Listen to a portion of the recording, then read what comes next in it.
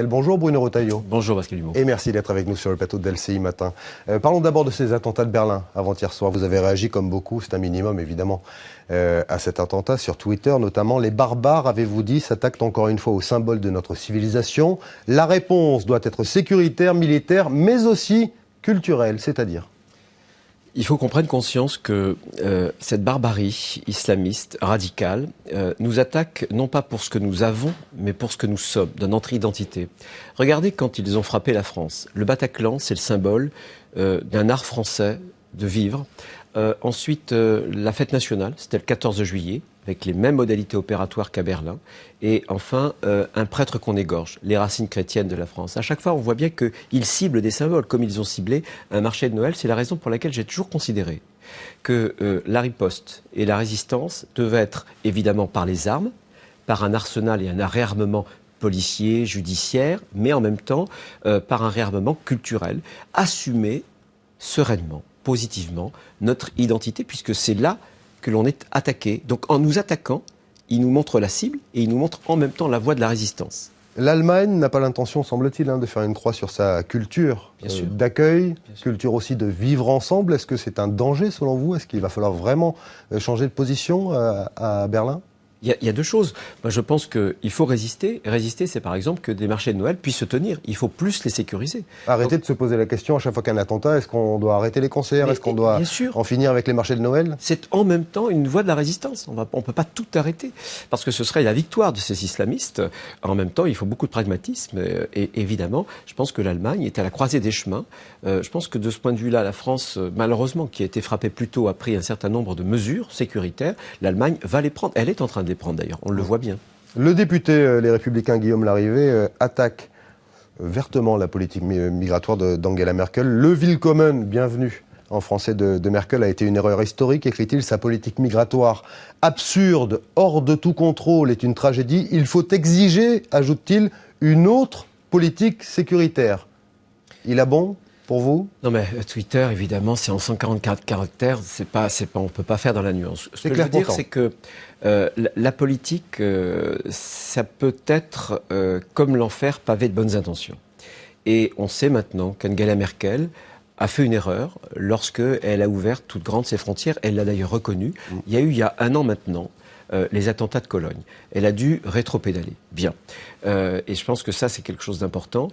Il faut être capable de tenir les frontières et ne pas se laisser abandonner à une forme de sentimentalisme. Parce que, là encore, on voit bien que ça peut être le pire. Donc il y a le droit d'asile, il faut le protéger. Mais pour le protéger, il faut être très ferme. Il ne peut pas y avoir de principe d'humanité sans un très grand principe de fermeté, et c'est le grand problème de la France, notamment avec la gauche, où on reconduit très très peu de déboutés du droit d'asile, que l'on transforme finalement en clandestins. La Cour des comptes s'en est émue il y a quelques semaines, et ça n'est pas normal. C'est un des points qu'il faudra rectifier lorsque, j'espère, il y aura une alternance, si possible. Bruno Retailleau, on verra, et on va en reparler d'ailleurs. Où est François Fillon, justement, alors que l'Allemagne, pays voisin, pays ami, est à son tour frappé par le terrorisme? On ne l'entend pas, on ne le voit pas. Non, mais attendez, les choses doivent être claires. C'est pas important pour un président fiable, pour un possible chef d'État, il a communiqué avec plusieurs reprises autrement que par avec Angela Merkel. Non, mais ce que je veux dire, c'est que personne n'imposera à François Fillon son calendrier. Sa parole doit être précise et ne doit pas tomber dans la frénésie médiatique dans laquelle, par exemple, l'actuel président de la République est tombé. Souvenez-vous de l'épisode Leonarda, où vous avez en direct un président qui s'adresse à une adolescente qui lui envoie une gifle, l'abaissement de la fonction présidentielle. Donc, c'est François Fillon et lui seul qui est maître de son calendrier.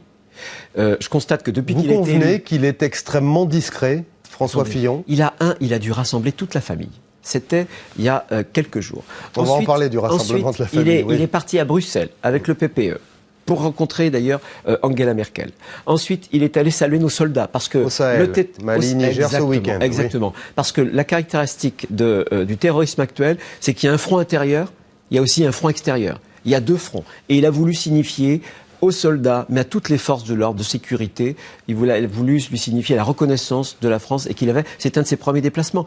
Il ne peut pas bouger tous les jours. C'est pas ce qu'on demande à un président de la République, de bouger, ou un futur président de la République. C'est un homme d'État et je pense qu'il a son calendrier, il le tiendra. C'est sa ligne droite.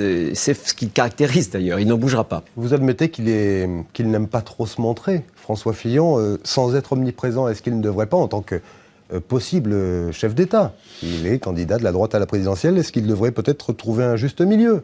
Non, vous voyez, je pense que, d'ailleurs, c'est une des leçons de ces 2 scrutins avec la primaire. Je pense que les Français en ont marre de ces politiques qui sont en permanence sur des plateaux de télé-réalité. Ce qu'on souhaite aujourd'hui, c'est une forme de retenue, une forme de hauteur pour rehausser la fonction présidentielle et faire en sorte qu'un chef d'État, un homme d'État, puisse impulser, puisse donner des directions, puisse avoir une vision pour tracer une perspective, pour emmener une volonté collective vers l'avenir. C'est ça qu'on demande à un chef d'État. C'est pas de se répandre sur les plateaux de télévision, de prendre la parole à temps et à contre-temps, parce que ça dévalue la parole publique. Bruno Retailleau, est-ce que vous prenez du plaisir à humilier les sarkozystes ?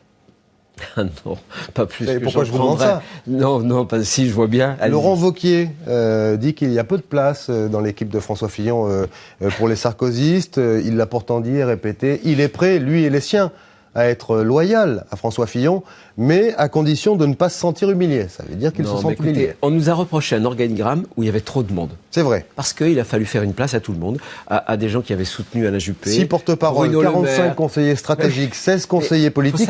C'est à la limite de l'armée mexicaine. Oui, mais il fallait rassembler la famille.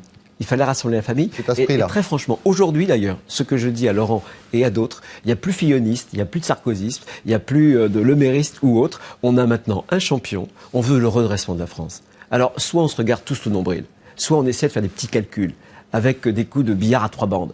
Et tout simplement, les Français exècrent ce jeu politicien, ou alors on essaie de donner l'élan à notre champion qui a été désigné, parce qu'il va falloir redresser la France. Les Français qui souffrent, la France qui dégringole. Le chômage, nous étions au 14e rang, encore une fois, en 2012. On est au 22e rang.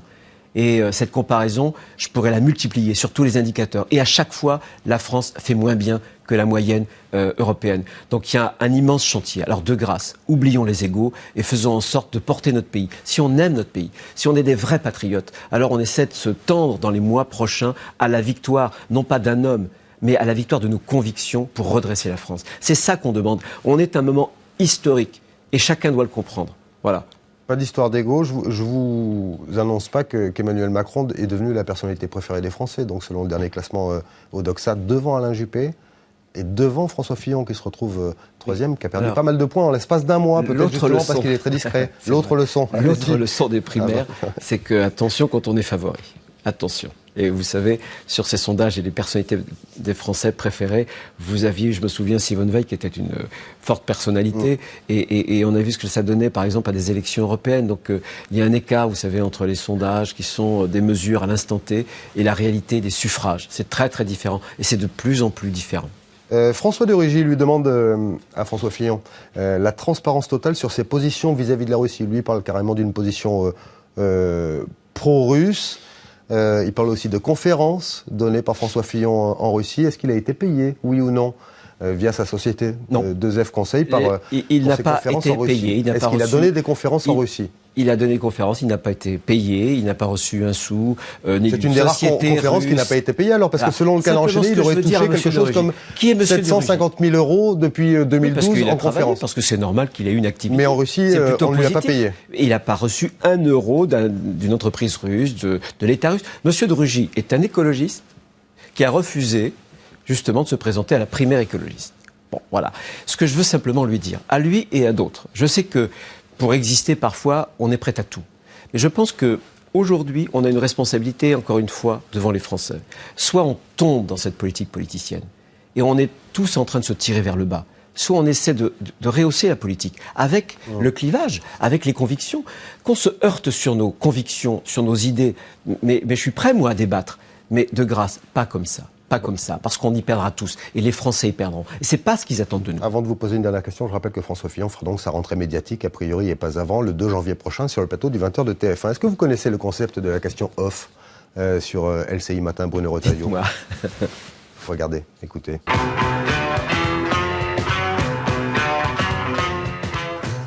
La question off, mais devant les caméras. Vous êtes tout en haut de l'organigramme de l'équipe de campagne de François Fillon, numéro 1 donc de son équipe. Est-ce que ça signifie qu'en cas de victoire, vous êtes Premier ministre? Non. Non, absolument pas. Alors à quoi est-ce que vous pensez en vous rasant? Surtout pas ça. Je pense à l'immense travail qui est devant nous, croyez-moi. Et il y en a tellement que je n'ai pas le temps de penser à autre chose. Merci beaucoup. Merci Bruno Retailleau d'avoir été avec nous ce matin sur le plateau d'LCI Matin.